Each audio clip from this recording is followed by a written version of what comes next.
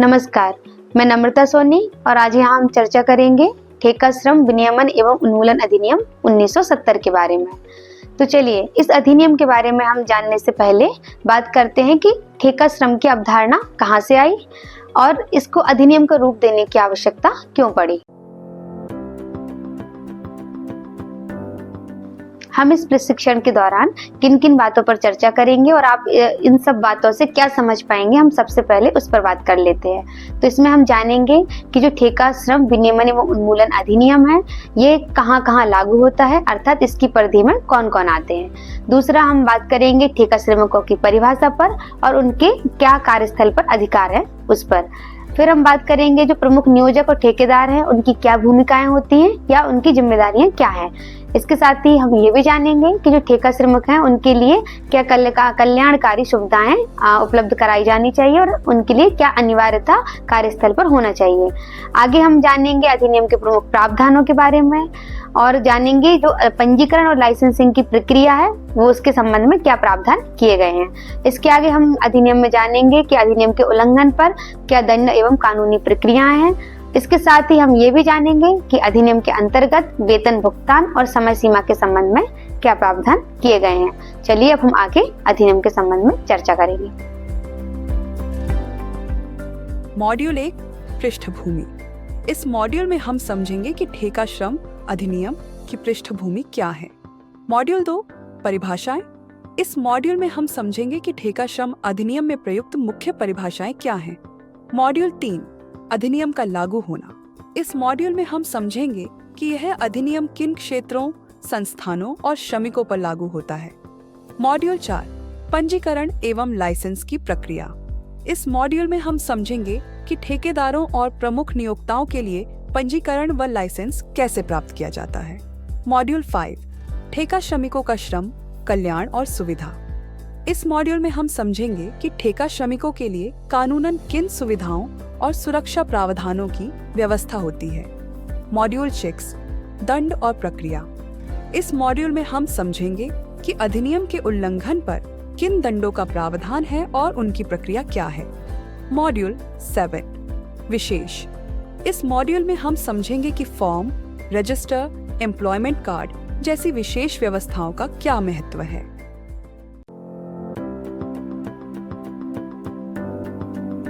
तो ठेका श्रम के विषय में जानने के लिए हम चलते हैं पहले अपने इतिहास में, जहां हम औद्योगिक क्रांति के काल में चलते हैं। औद्योगिक क्रांति के दौरान जब हम अपने उत्पादन और विनिर्माण को बढ़ावा देने पर फोकस कर रहे थे तब कारखानों में एक साथ अधिकतम श्रम उपलब्धता सुनिश्चित करने की जरूरत थी और एक साथ अधिक श्रमिकों को एक जगह कार्य पर ले जाने के लिए एक व्यक्ति अनुबंध के माध्यम से नियोजक तक उस श्रम को उपलब्धता सुनिश्चित कर रहा था। इस दौरान ही ये ठेका श्रम का कॉन्सेप्ट आया, जहां एक ठेकेदार श्रमिकों को कारखानों तक पहुंचा रहा था। किंतु उत्पादन और विनिर्माण तो बढ़ता गया, लेकिन देखते ही देखते श्रमिकों हेतु जो कार्य स्थल पर सुविधाएं या उन्हें जो कार्य परिस्थितियां होनी चाहिए थी उनको नजरअंदाज किया जाने लगा। तब तक ये देखते देखते 1960 के दशक में भारत में इस ओर जागरूकता बढ़ी और श्रम कल्याण पर विचार किया जाने लगा। इसी दौरान ठेका श्रमिकों की स्थिति पर विचार करने हेतु 1969 में एक अध्ययन समूह का गठन किया गया। इस अध्ययन समूह ने कुछ बिंदुओं पर जो ठेका श्रमिकों हेतु थी उन पर विचार किया, जिन पर हम बात करते हैं कि सबसे पहला जो हमारे ठेका श्रमिक है उनको स्थायी कर्मचारियों के समान ही वेतन प्राप्त हो।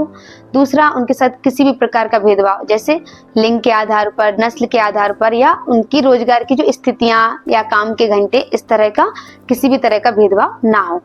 तीसरा, उनको एक सामूहिक सौदेबाजी का अधिकार, मतलब वो जो अपने उनकी जो काम की शर्तें हैं या उनको जो मजदूरी प्राप्त हो रही है उसके संबंध में वो नियोजक से चर्चा कर सकें, इसका उन्हें अधिकार प्राप्त हो। चौथा, जो सामाजिक सुरक्षा होती है या उनको उचित कार्य परिस्थितियां, कामकाजी स्थितियां हैं वो प्राप्त हो सके, इस पर विचार किया गया। इस अध्ययन समूह ने जो अपनी रिपोर्ट प्रस्तुत की उसके आधार पर 1969 में ही हमारी विधायिका के समक्ष एक विधेयक प्रस्तुत हुआ और इसने 1970 में एक अधिनियम का रूप धारण किया। अर्थात अब हम समझते हैं कि आवश्यकता क्या थी। तो जो हमारे ठेका श्रमिक थे उनके नियोजन को विनियमित करना और उनकी जो कार्य की परिस्थितियां हैं उनको उत्तम दर्जे तक प्रदान करने हेतु यह अधिनियम लाया गया। इससे स्पष्ट हो गया कि जो आवश्यकता थी उसी पूर्ति को सुनिश्चित करने हेतु यह उसका उद्देश्य बना, मतलब जो कामकाजी परिस्थितियां हैं उनको विनियमित करना और ठेका श्रमिकों को संरक्षण प्रदान करने हेतु यह अधिनियम लाया गया। चलिए अब हम आगे बात करेंगे अधिनियम के संबंध में कुछ जो परिभाषाएं हैं उन पर।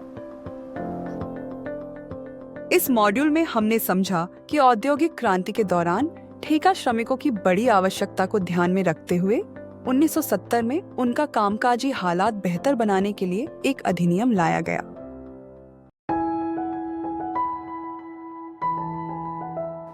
चलिए अब हम इस मॉड्यूल में इस अधिनियम के अंतर्गत जो कुछ प्रमुख शब्दावलियां हैं जिन्हें हम बार बार प्रयोग करते हैं उनकी परिभाषाओं से अवगत हो जाते हैं। तो सबसे पहले हम बात करते हैं ठेकेदार के संबंध में। ठेकेदार कौन होता है? तो ठेकेदार कोई एक ऐसा व्यक्ति होता है जो किसी भी प्रतिष्ठान या किसी भी स्थापना में कोई भी एक परिणाम, चाहे वो विनिर्माण से संबंधित हो या कोई अन्य सेवा से संबंधित हो, उस परिणाम की आपूर्ति हेतु कार्य प्रदान करता है या ठेका श्रमिकों के माध्यम से श्रम की आपूर्ति सुनिश्चित करता है। इसके अंतर्गत उप ठेकेदार भी शामिल किए जाते हैं। उप ठेकेदार से अभिप्राय भी मैं आपको बता देती हूँ कि उप ठेकेदार एक ऐसा व्यक्ति होता है जो किसी बड़े ठेकेदार के अंतर्गत अपने कुछ श्रमिकों के माध्यम से अपना श्रम उपलब्ध कराना सुनिश्चित करता है। अब जो हम बार बार ठेका श्रमिक की बात कर रहे हैं, तो ठेका श्रमिक के अंतर्गत कौन से श्रमिक आते हैं? तो ऐसे अस्थायी श्रमिक जो किसी ठेकेदार के माध्यम से अनुबंध की कुछ शर्तों के तहत किसी प्रतिष्ठान में अपना श्रम उपलब्ध कराते हैं या कार्य करते हैं, या यूं कहें कि प्रमुख नियोजक ठेकेदार के माध्यम से जिन श्रमिकों को भाड़े पर कार्य पर रखता है वो श्रमिक ठेका श्रमिक की श्रेणी में आते हैं। आगे हम परिभाषा जानेंगे प्रमुख नियोजक, जो कि मैंने अभी ये शब्द प्रयोग किया था, प्रमुख नियोजक। तो प्रमुख नियोजक के संबंध में कुछ अलग अलग क्राइटेरियाज हैं। सरकार या स्थानीय प्राधिकरण के संबंध में किसी भी कार्यालय या किसी विभाग के संबंध में उस कार्यालय या विभाग का जो प्रमुख है या कोई अन्य अधिकारी जिसे सरकार द्वारा नाम निर्दिष्ट किया गया हो। किसी अन्य कारखाने या प्रतिष्ठान के संबंध में उस कारखाने का स्वामी या उस कारखाने का जो कारखाना अधिनियम 1948 के अंतर्गत प्रबंधक के रूप में नाम निर्दिष्ट हो। तीसरा, किसी खान या खान के संबंध में उस खान का स्वामी या अभिकर्ता या कोई ऐसा व्यक्ति जो खान के प्रबंधक के रूप में नामित किया गया हो, या किसी अन्य प्रतिष्ठान के संबंध में प्रतिष्ठान के पर्यवेक्षण और नियंत्रण के लिए जिम्मेदार व्यक्ति प्रमुख नियोजक की श्रेणी में आता है। अब जैसे हमने इसमें प्रतिष्ठान या स्थापन के बारे में बात की है, तो हम बात जान लेते हैं स्थापन क्या होते हैं। तो सरकार या किसी स्थानीय प्राधिकारी या जो कोई कार्यालय या विभाग स्थापन के अंतर्गत आता है, या कोई ऐसा अन्य स्थान जहां पर विनिर्माण का कार्य किया जाता हो, कोई उद्योग हो, कोई व्यापार हो या कोई कारोबार किया जा रहा हो, वो स्थापन की श्रेणी में आता है। इसके अलावा यहाँ एक शब्द और हम बार बार जो ठेका श्रमिकों की मजदूरी के संबंध में बात करेंगे कि उनको मजदूरी प्रदान करना या निश्चित अवधि में हो, तो मजदूरी क्या है? तो मजदूरी से अभिप्राय मजदूरी संदाय अधिनियम 1936 के अंतर्गत परिभाषित किया गया है। लेकिन हम यहाँ सीधे सरल शब्दों में समझें तो मजदूरी के रूप में कोई भी ऐसी राशि जो मुद्रा के रूप में उनके कार्य के रूप में उन कार्य के प्रतिफल के रूप में उनको उपलब्ध कराई जाती है, मजदूरी होती है। इसके अलावा एक शब्द और आता है विहित। तो विहित से अभिप्राय एक जो समुचित सरकार द्वारा निर्धारित किया गया समय या निर्धारित की गई स्थिति होती है, उसे हम विहित के रूप में मानते हैं। इस मॉड्यूल में हम अब समझ चुके हैं कि ठेकेदार, ठेका श्रमिक और प्रमुख नियोजक जैसे शब्दों की कानूनी परिभाषाएं तय की गई हैं ताकि श्रम से जुड़े अधिकार और जिम्मेदारियां स्पष्ट रहें। अब अगला मॉड्यूल देखते हैं। तो अब हम जानते हैं अधिनियम के कुछ प्रमुख प्रावधानों के बारे में। इसके लिए मैं सबसे पहले आपको बताना चाहूंगी कि अधिनियम की परिधि में किसे किसे लाया गया है, अर्थात यह अधिनियम कहाँ कहाँ लागू होता है। तो यह अधिनियम प्रत्येक ऐसे प्रतिष्ठान या स्थापन जिसमें 20 या अधिक कर्मकार नियोजित हैं या पूर्ववर्ती 12 महीनों में किसी भी एक दिन ठेका श्रमिक के रूप में नियोजित रहे हैं, तो ऐसे सभी प्रतिष्ठान इस अधिनियम की परिधि में आते हैं। इसके अलावा ऐसे सभी ठेकेदार जो किसी पूर्ववर्ती 12 महीनों में किसी भी एक दिन 20 या अधिक कर्मकारों के रूप में ठेका श्रमिक के रूप में नियोजित किए गए होंगे, ऐसे ठेकेदार ठेका श्रम अधिनियम की परिधि में आते हैं। इस मॉड्यूल में हम अब समझ चुके हैं कि यह अधिनियम उन प्रतिष्ठानों और ठेकेदारों पर लागू होता है जहां 20 या उससे अधिक ठेका श्रमिक काम कर चुके हों और सरकार इस सीमा में बदलाव भी कर सकती है। अब अगला मॉड्यूल देखते हैं।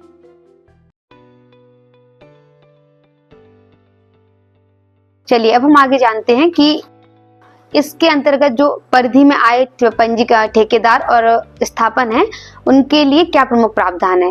तो इस अधिनियम के धारा 7 के अंतर्गत प्रत्येक प्रतिष्ठान को पंजीकरण कराना अनिवार्य होता है, अर्थात ऐसे प्रतिष्ठान जो ठेका श्रम के रूप में कार्य उत्पादन करते हैं उन्हें पंजीकरण कराना होता है, और ऐसे ठेकेदार जो ठेका श्रमिक के रूप में कार्य उपलब्ध कराते हैं उन्हें लाइसेंस लेना अनिवार्य होता है। पंजीकरण एवं लाइसेंस के लिए जो अधिकारी हैं वो राजपत्रित होते हैं, और इस अधिनियम के अंतर्गत श्रम पदाधिकारी एवं सहायक श्रमायुक्त को अधिकृत किया गया है। अधिनियम की धारा 7 के अंतर्गत स्थापन का जो प्रमुख नियोजक होता है निश्चित निर्धारित अवधि के अंतर्गत अधिकारी के समक्ष आवेदन प्रस्तुत करता है, और यदि जो अधिकारी है वो यह इस बात से संतुष्ट हो जाता है कि निश्चित अवधि के अंतर्गत ही आवेदन किया गया है तो वह स्थापन को पंजीकृत करता है। इसके अलावा जो यदि निर्धारित अवधि के अंतर्गत पंजीकरण हेतु आवेदन नहीं किया जाता है तो अधिनियम की धारा 8 के अंतर्गत प्रति संहरण के लिए प्रावधान किया गया, अर्थात उसको वापस भी लिया जा सकता है कि स्थापन में ठेका श्रमिक के रूप में कार्य या विनिर्माण का कार्य या कार्यफल का उत्पादन नहीं किया जाएगा। इसके आगे अब हम जानते हैं अधिनियम की धारा 12 के बारे में, जहां ऐसे सभी ठेकेदार जिन पर यह अधिनियम लागू होता है उन्हें लाइसेंस के हेतु आवेदन करना होता है। लाइसेंस के आवेदन भी अधिसूचना में प्राधिकृत अधिकारी है उसके समक्ष किया जाता है, और वो भी भेद अवधि में। अधिनियम की इस प्रावधान के साथ साथ मैं एक प्रावधान से और अवगत कराना चाहूंगी कि जो लाइसेंस है वो कार्य की अवधि के अनुसार ही निर्धारित किए जाते हैं। यदि कार्य की अवधि समाप्त हो जाती है और कार्य शेष रह जाता है तो लाइसेंस में संशोधन भी किया जा सकता है। हमने अभी प्रमुख नियोजक और ठेकेदार के लिए अधिनियम के अंतर्गत क्या प्रावधान किए गए हैं इस पर चर्चा की है। उनके लिए एक प्रावधान और मैं मुख्य है जो बताना चाहूंगी, अपील का प्रावधान, कि यदि धारा 7, धारा 8, धारा 12, धारा 14 जो कि लाइसेंस और रजिस्ट्रीकरण से संबंधित हैं, यदि इनके संबंध में निर्धारित अवधि में प्रक्रिया पूर्ण नहीं हो पाती है या उनको प्रति संहरण या निलंबन या कुछ ऐसी कोई प्रक्रिया हो जाती है तो इसके संबंध में वो अपील समुचित सरकार द्वारा निर्धारित जो भी प्राधिकृत अधिकारी है उसके समक्ष की जा सकती है। इसके लिए अवधि 30 दिन की निर्धारित की गई है, किंतु यदि 30 दिन के अतिरिक्त भी अपील स्वीकार की जा सकती है यदि कारण समुचित कारण स्पष्ट किया जाए और जो अधिकारी है वो इस बात से संतुष्ट हो कि कारण यथोचित कारण की वजह से ही ये अवधि विलंब हुआ है। इस मॉड्यूल में हम अब समझ चुके हैं कि पंजीयन और अनुज्ञप्ति का कार्य राजपत्रित अधिकारी करते हैं और ठेकेदारों को निर्धारित शर्तों के अनुसार लाइसेंस लेकर ही काम करना होता है। अपील की व्यवस्था भी दी गई है। अब अगला मॉड्यूल देखते हैं। इसके अलावा अब हम आगे जानेंगे कि ठेका श्रमिकों के संबंध में श्रम कल्याण हेतु और उनकी जो सुविधाएं हैं उनको सुनिश्चित करने हेतु इस अधिनियम में क्या क्या प्रावधान किए गए हैं। अधिनियम की धारा 16, 17, 18 एवं 19 इस संबंध में प्रावधान करती है। चूंकि हम धाराओं के तारतम्य के साथ हम मुख्य सुविधाओं पर पहले बात करेंगे कि जैसे कोई भी एक श्रमिक है, अगर हम उदाहरण लेके देखें तो यदि कोई जो श्रमिक है श्याम ठेका श्रमिक के रूप में किसी कारखाने में श्रम उपलब्ध कराने पहुंचता है तो उसकी सामान्य जो आवश्यकताएं हैं वो क्या होंगी। एक तो उसे समुचित कार्य परिस्थितियां, अर्थात उसे जो 8 घंटे की जो कार्य अवधि है उस दौरान उसे विश्राम कक्ष बीच में उपलब्ध किया जाए, विश्राम के तो घंटे सुनिश्चित किए गए हों। दूसरा खाना या जो पेयजल, शुद्ध पेयजल की व्यवस्था, मूत्रालय की व्यवस्था, शौचालय, और इनकी दूरी भी इस तरीके से हो कि वो वहाँ समयबद्ध रूप से उसकी पहुंच सुनिश्चित हो सके। इन सभी बातों को ध्यान में रखते हुए जो प्रावधान है हम बात करते हैं। सबसे पहले विश्राम कक्ष की बात करते हैं। तो विश्राम कक्ष जो वर्किंग आवर्स होते हैं या कार्य के घंटे होते हैं उसके बीच में जो विश्राम हेतु समय दिया गया उस हेतु। इसके अलावा यदि कोई ऐसा कार्यस्थल है जहाँ पर रात्रि में रुकने की आवश्यकता होती है तो वहाँ समुचित आवास की व्यवस्था भी होना चाहिए। और जो आवास होते हैं वो इस तरीके से हों कि वहाँ पर जैसे हवादार आवास हो, प्रकाश की समुचित व्यवस्था हो, इसको ध्यान में रखकर बनाए जाने चाहिए।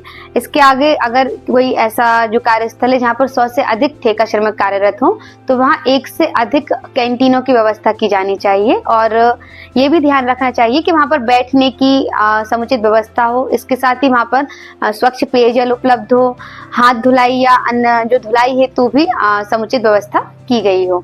इसके अलावा प्राथमिक उपचार एक मुख्य सुविधा जो श्रम कल्याण को ध्यान में रखी गई है कि यदि कार्य के दौरान किसी श्रमिक को कोई छोटी चोट या कोई अन्य ऐसी क्षति होती है तो वहाँ पर प्राथमिक उपचार के लिए 24 घंटे जो पेटी होती है, प्राथमिक उपचार पेटी उपलब्ध होना चाहिए।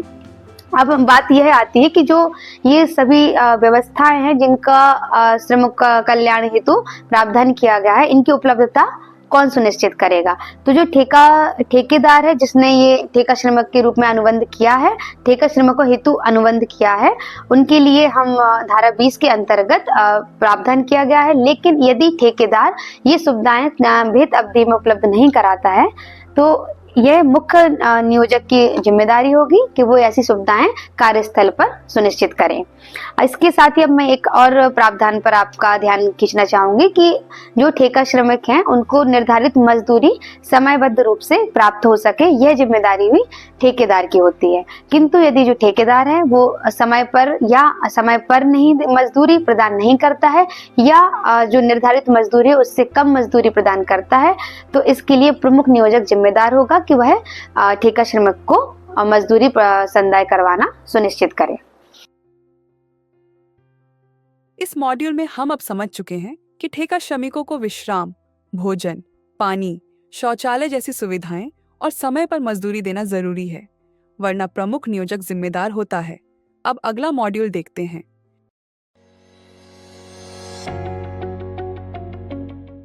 अब हम आगे जानेंगे इस अधिनियम के अंतर्गत यदि अधिनियम के जो कुछ प्रावधान है इनके लागू होने में या इनका उल्लंघन होता है या इनके क्रियान्वयन असफल होता है तो क्या प्रक्रिया रहेगी।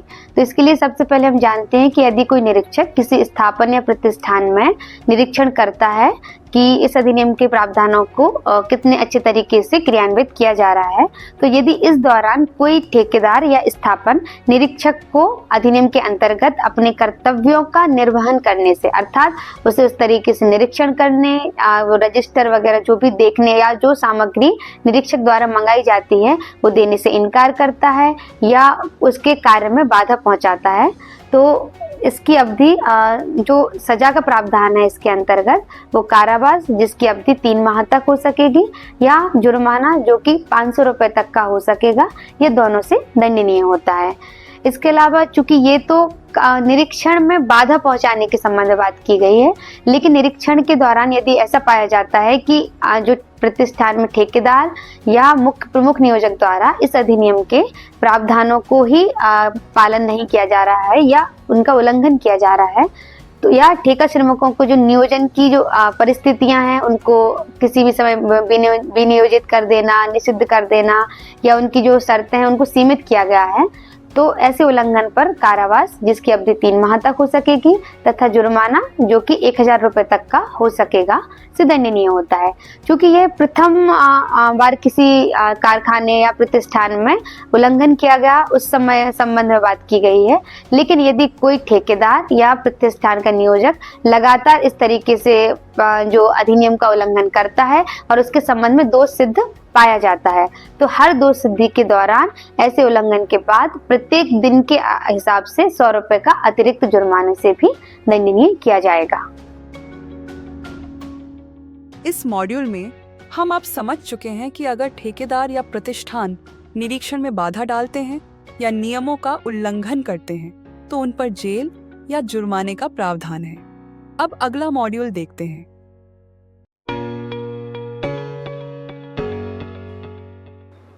आगे अब हम अधिनियम के अंतर्गत यदि जो अधिनियम के प्रावधान है उनका उल्लंघन होता है तो उसके संबंध में क्या प्रक्रिया है इसके बारे में जानेंगे।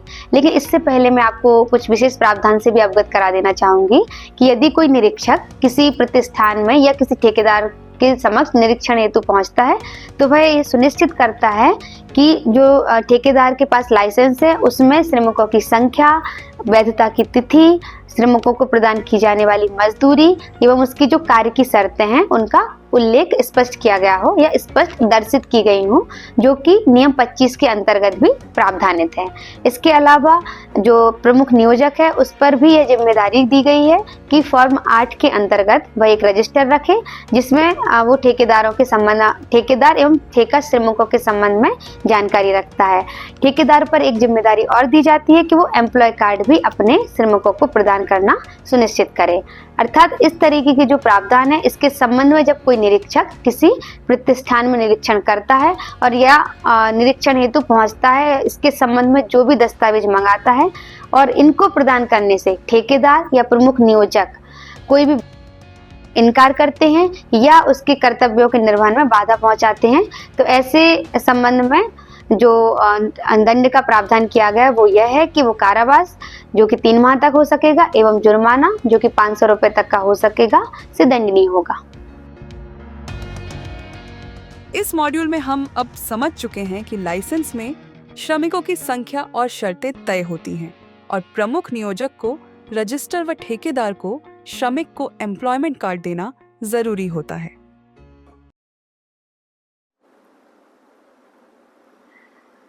आपने इस प्रशिक्षण के माध्यम से ठेका श्रमिक विनियमन और उन्मूलन अधिनियम 1970 के विषय में जाना और समझा कि ठेका श्रमिकों के अधिकारों की रक्षा और उनके शोषण को रोकने के लिए क्या प्रावधान है। इसमें प्रमुख नियोजक और ठेकेदार की जिम्मेदारियों, ठेका श्रमिकों के लिए कल्याणकारी सुविधाओं, पंजीकरण, लाइसेंसिंग प्रक्रिया एवं उनके उल्लंघन के संबंध में क्या दंडात्मक प्रावधान है आदि के संबंध में आप अवगत हुए हैं। आशा करती हूँ कि आप अब अपने ज्ञान वर्धन के माध्यम से जो आगे कुछ प्रश्न दिए जा रहे हैं उनके उत्तर देने में सक्षम होंगे और उत्तीर्णांक अंक प्राप्त करके प्रमाण पत्र प्राप्त कर सकेंगे। कृपया ध्यान पूर्वक उत्तर दें और अपनी समझ को परखें। शुभकामनाएं। इस कोर्स से हमने सीखा कि ठेका श्रमिक, ठेकेदार और मुख्य नियोक्ता जैसी प्रमुख परिभाषाएं क्या होती हैं, अधिनियम किन परिस्थितियों और संस्थानों में लागू होता है, पंजीकरण और लाइसेंस प्राप्त करने की प्रक्रिया कैसी होती है, ठेका श्रमिकों के लिए कल्याणकारी उपाय और मूलभूत सुविधाएं कौन-कौन सी हैं, अधिनियम के उल्लंघन पर निर्धारित दंड और कानूनी कार्यवाहियां क्या हैं, कुछ विशिष्ट परिस्थितियों में अधिनियम के अपवाद और विशेष प्रावधान कैसे लागू होते हैं।